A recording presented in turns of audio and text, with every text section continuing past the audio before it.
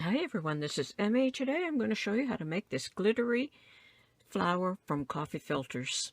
So let's get started.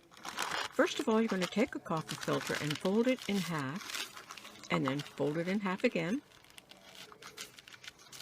and fold it in half again. And then I'm going to cut some petals on the fold here. Just cut a rounded shape.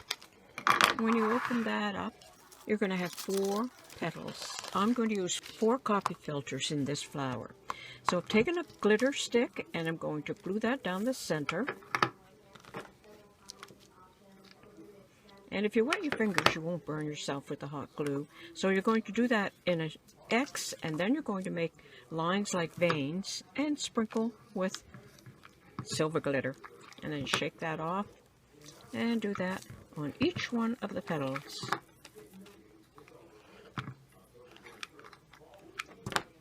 Like that. So you can then shape your petals because the wire in the glitter stem is going to allow that. And then you're just going to layer them and offset them so that each petal is in the space above the previous row. And I used 4 layers in my flower.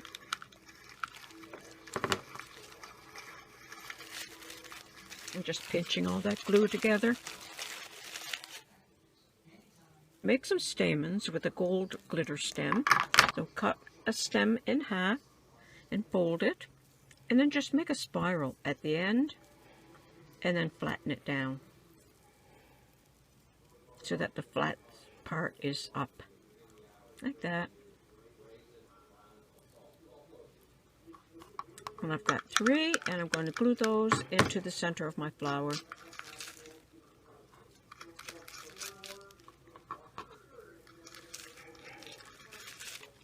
Now on the back, if you want to be able to attach it to things, I just take a little piece of paper and I fold it up, and then I fold a glitter stem or any chenille or wire and glue that to the back of the flower.